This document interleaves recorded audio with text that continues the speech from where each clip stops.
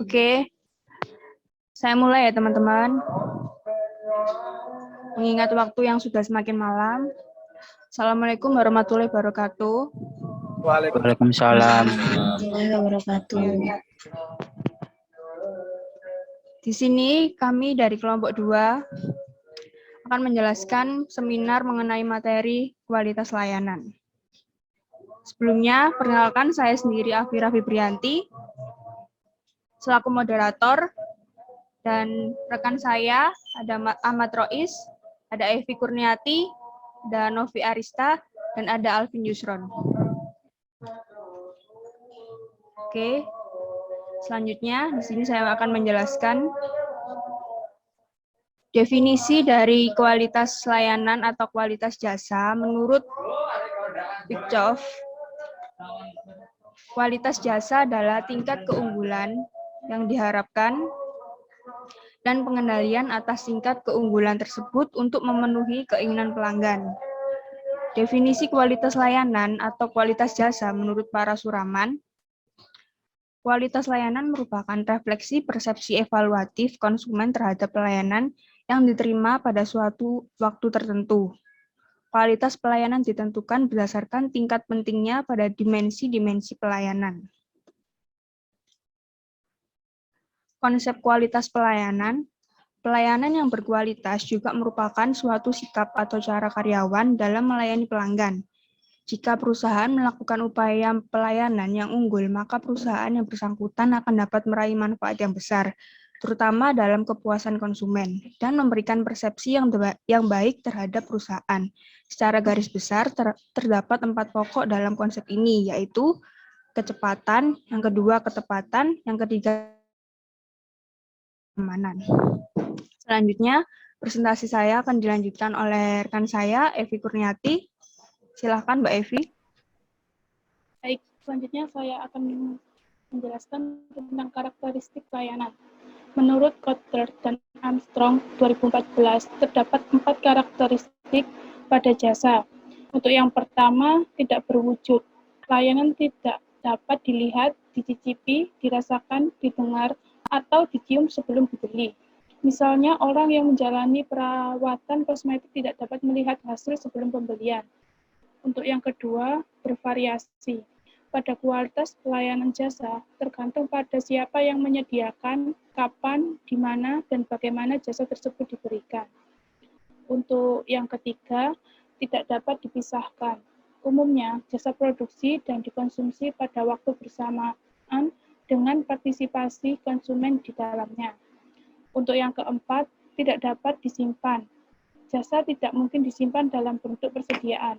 Nilai jasa hanya ada pada saat jasa tersebut diproduksi dan langsung diterima oleh penerima. Karakteristik ini berbeda dengan barang berwujud yang dapat diproduksi terlebih dahulu, disimpan, dan dipergunakan lain waktu. Fungsi kualitas layanan. Fungsi kualitas pelayanan yakni untuk memberikan yang pertama perasaan nyaman dan yang kedua puas kepada konsumen. Dengan demikian, konsumen akan memiliki rasa bahagia saat melakukan kunjungan ke tempat usaha kedua atau bahkan lebih. Hal ini berdampak positif terhadap citra usaha di mata masyarakat luas. Untuk selanjutnya akan dijelaskan oleh Mbak Novi. Untuk selanjutnya ada manfaat kualitas layanan. Menurut Kotler dan Keller 2016 halaman 158, terdapat 5 manfaat kualitas layanan, yaitu 1. Mengidentifikasikan dengan benar kebutuhan dan persyaratan pelanggan. Yang kedua, menyampaikan harapan pelanggan kepada perancang produk. Yang ketiga, memastikan pesanan pelanggan dipenuhi dengan benar dan tepat waktu. Dan yang keempat, tetap berhubungan dengan pelanggan setelah penjualan untuk memastikan bahwa mereka puas. Faktor utama penentu kualitas layanan jasa, menurut para suraman dan kawan-kawan pada tahun 1988, halaman 118, yaitu 1. Reliability atau keandalan, kemampuan untuk mewujudkan pelayanan yang dijanjikan dengan handal dan akurat. Yang kedua, responsive atau daya tanggap, yaitu kemauan untuk membantu para konsumen dengan menyediakan pelayanan dengan cepat dan tepat. Yang ketiga, asuransi atau jaminan, yaitu meliputi pengetahuan, kemampuan, dan kesopanan untuk kebaikan dari personal, serta kemampuan untuk mendapatkan kepercayaan dan keinginan. Yang keempat, ada empati, yaitu mencakup menjaga dan memberikan tingkat perhatian secara individu atau pribadi terhadap kebutuhan-kebutuhan konsumen. Yang kelima, ada tangible atau bukti langsung, yaitu meliputi fasilitas fisik, peralatan atau perlengkapan, harga dan penampilan personal dan material tertulis. Selanjutnya akan dibacakan oleh Mas Rois. Baik, untuk selanjutnya mengenai dimensi kualitas layanan. Dimensi kualitas layanan tersebut dapat dipergunakan untuk mengukur kualitas layanan suatu perusahaan jasa. Mengukur kualitas layanan berarti mengevaluasi atau membandingkan kinerja suatu jasa dengan seperangkat standar yang telah ditetapkan terlebih dahulu.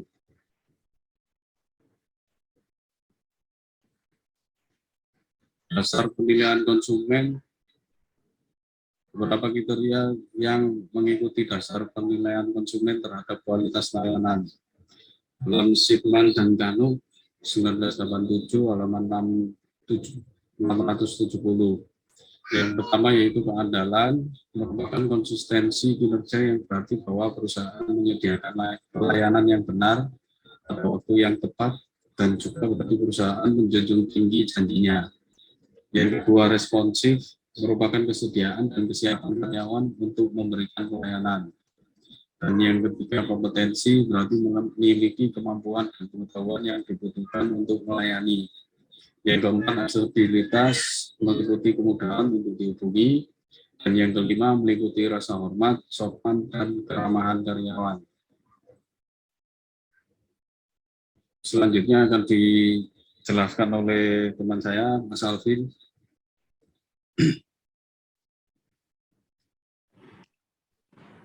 Oke, selanjutnya dasar penilaian konsumen.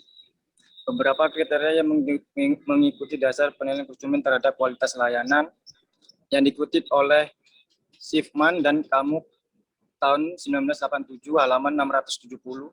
Yang pertama, komunikasi.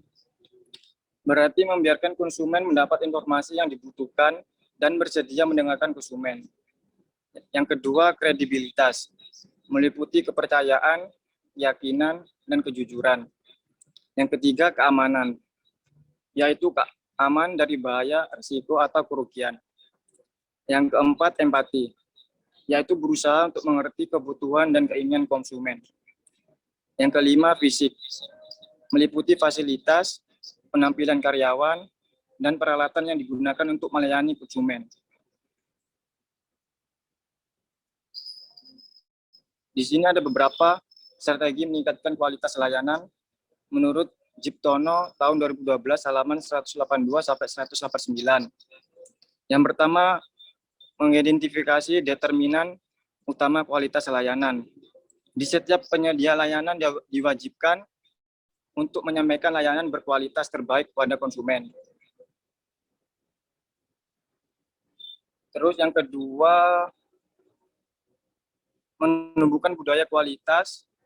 Budaya kualitas terdiri dari filosofi, keyakinan, sikap, norma, nilai, tradisi, prosedur, dan harapan yang berkenaan dalam peningkatan kualitas.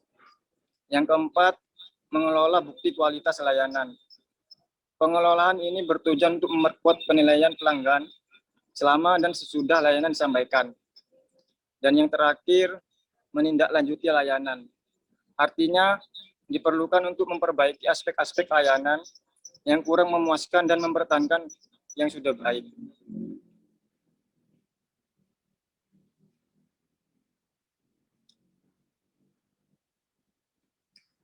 Kesimpulannya akan dijelaskan oleh Mbak Afira. Baik.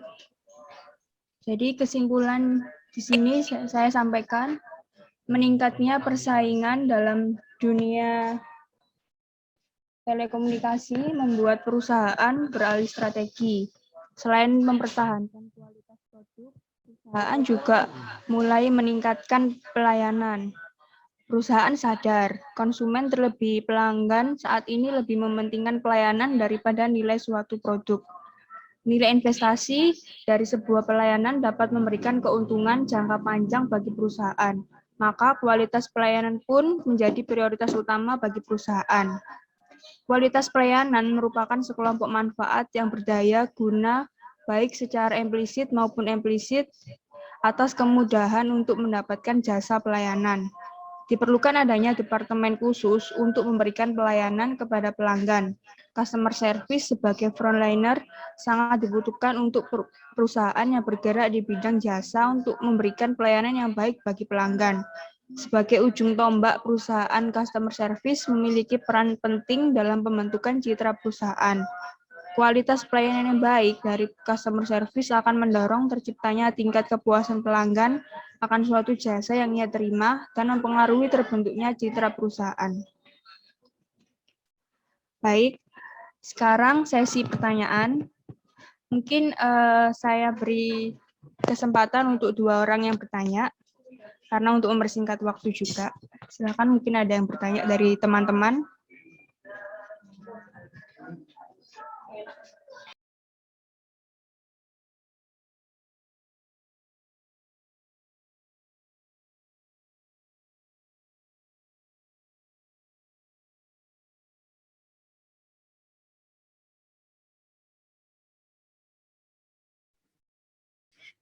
Baik, teman-teman, monggo pertanyaan dipersilakan.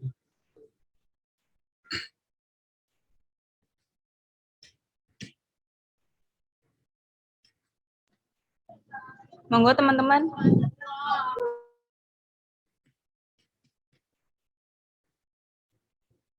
Bisa di chat juga kalau itu.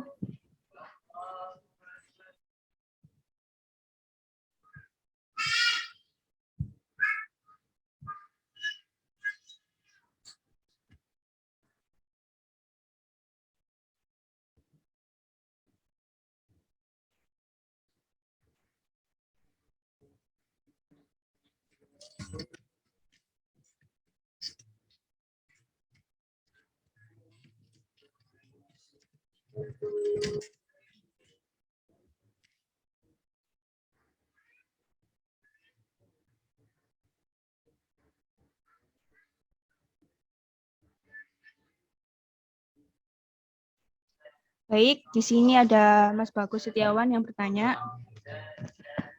bagaimana perusahaan dapat mengetahui kepuasan pelanggan terhadap kualitas layanan? Oke, pertanyaannya bagus.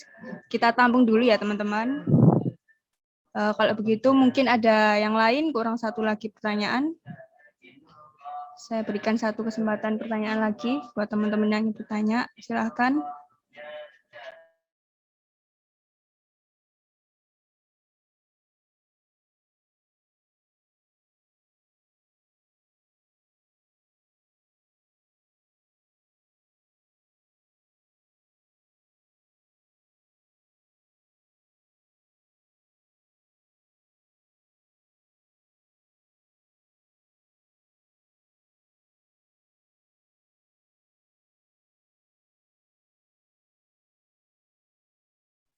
Enggak, teman-teman.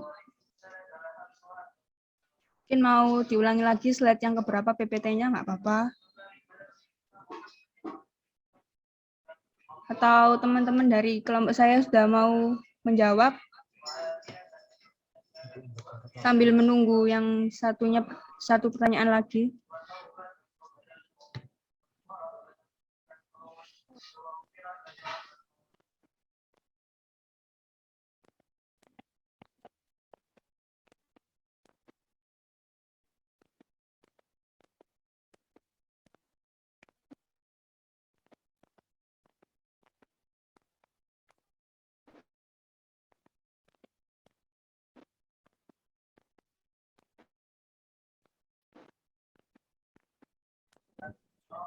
Baik, kalau belum ada pertanyaan lagi, silakan dijawab kelompok 2.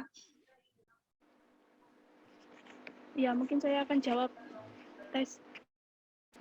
Ya, silakan Mbak Evi. Jadi pengukuran kepuasan pelanggan itu ada 4 macam metode dan itu gelar. Untuk yang pertama, sistem dan saran. Itu setiap perusahaan yang berorientasi pada pelanggan memberikan kesempatan seluas-luasnya bagi pelanggannya untuk menyampaikan saran, pendapat, keluhan pelanggan. Dan untuk yang kedua, itu ada survei kepuasan pelanggan, yang artinya kepuasan pelanggan dilakukan dengan menggunakan metode survei, baik pos, telepon, maupun wawancara pribadi.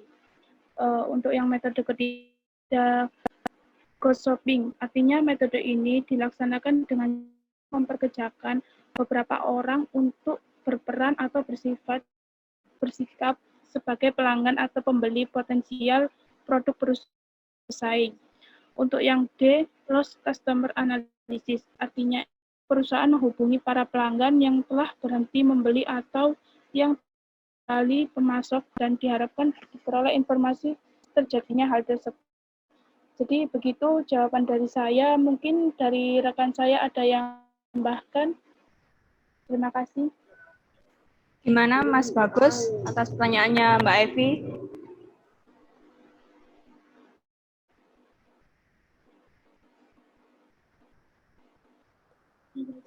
Sudah cukup.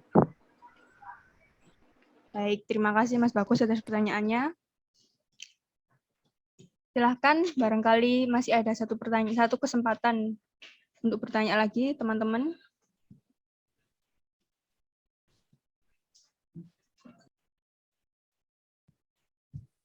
Saya mau bertanya untuk kelompok 2.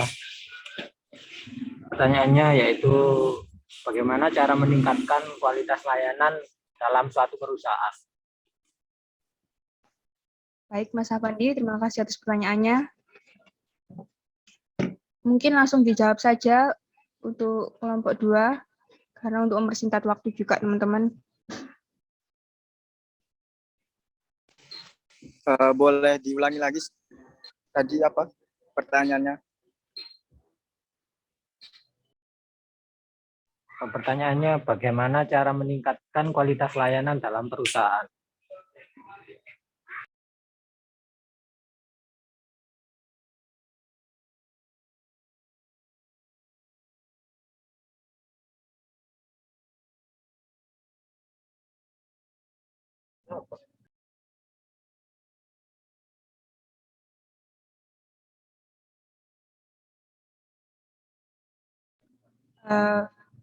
Mungkin bisa langsung dijawab.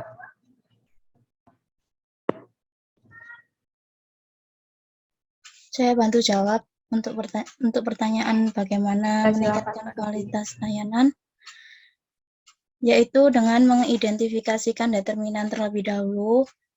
Untuk setiap penyedia layanan diwajibkan untuk menyampaikan layanan yang berkualitas terlebih dahulu. Kemudian dapat menumbuhkan budaya kualitas, lalu mengelola bukti kualitas layanan tersebut, kemudian menindaklanjuti layanan.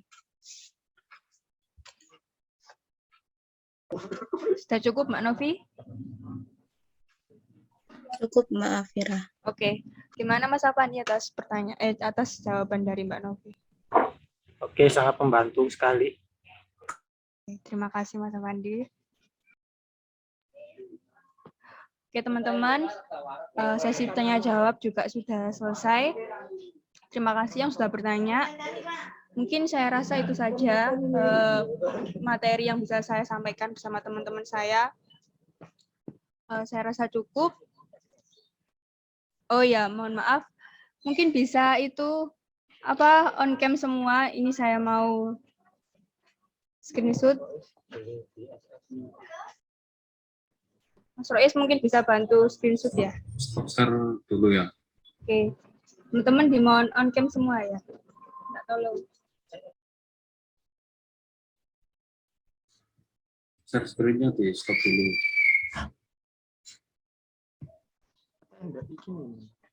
Ini orang.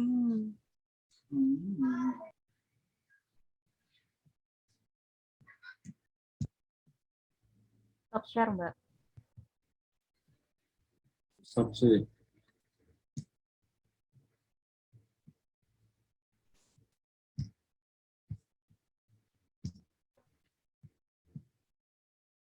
Baik teman-teman, Sudah. terima kasih atas waktunya. Mari kita foto bareng-bareng ya.